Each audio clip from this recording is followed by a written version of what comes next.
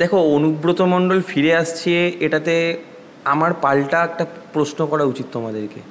কারণ সিবিআই আজকে যে রাজনৈতিক ষড়যন্ত্রের মাধ্যমে তৃণমূলকে ক্ষতি করার চেষ্টা করছে বা তৃণমূলকে কালিমা লিপ্ত করার চেষ্টা করছে, আমরা যে দীর্ঘদিন ধরে এই কথাটা মানুষকে বলে আসছিলাম, কোথাও না কোথাও দাঁড়িয়ে আজকে তোমাদের মনে হচ্ছে না এই কথাটা যে এই কথাটা সত্যি, যে তৃণমূল কংগ্রেসকে কালিমা লিপ্ত করার জন্য, তৃণমূল কংগ্রেসকে বিভিন্ন রকমভাবে রাজনৈতিক ষড়যন্ত্র করে একটা কালিমা লিপ্ত করার জন্য সিবিআই চেষ্টা করে যাচ্ছে ক্রমাগত।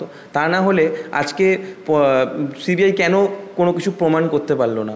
আজকে আমরা দেখলাম অনুব্রত মণ্ডলকে তারা অ্যারেস্ট তো করলো বটেই, গ্রেপ্তার করলো, এবং তারা কি করলো, তারা দিল্লিতে তিহার জেলে নিয়ে গেল।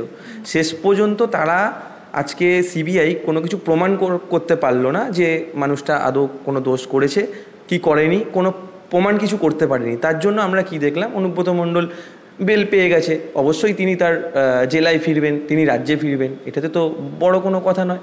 তিনি একজন রাজনৈতিক মানুষ, তিনি তো রাজনীতি করবেনই।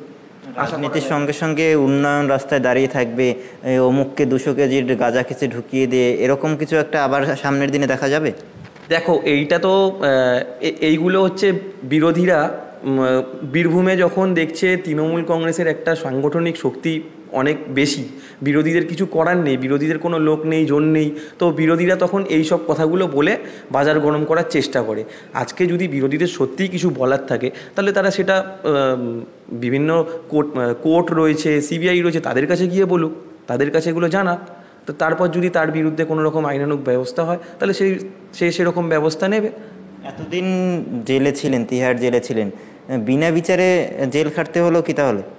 অবশ্যই, আমার তো তাই মনে হয়, বিনা বিচারেই তো জেল খাটতে হলো, না হলে আজকে কোর্ট, হ্যাঁ অবশ্যই, তার মেয়েকেও কিছুদিন আগে বেল দিয়ে দিয়েছে কোর্ট।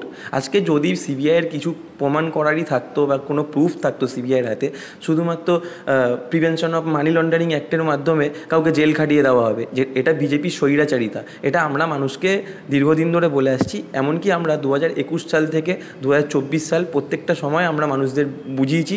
আমরা এখন আমাদের এখন বলার কিছু নেই, মানুষ এখন নিজে দেখতে পারছে যে আসলে ঘটনাটা কি, আসলে বিজেপি বা বিজেপির কথা শুনে সিবিআই কী করে চলছে, এবং বিজেপির বিরোধী যে দলগুলো রয়েছে সারা দেশে, শুধু পশ্চিমবঙ্গ নয়, শুধু তৃণমূল কংগ্রেস নয়, সারা দেশে যে বিজেপির বিরোধী দল রয়েছে তাদেরকে বিজেপি কীভাবে সিবিআইয়ের মাধ্যমে কালিমালিপ্ত করে বা তাদের বিরুদ্ধে ষড়যন্ত্র করে তাদেরকে রাজনৈতিক ফায়দা তোলার চেষ্টা করে।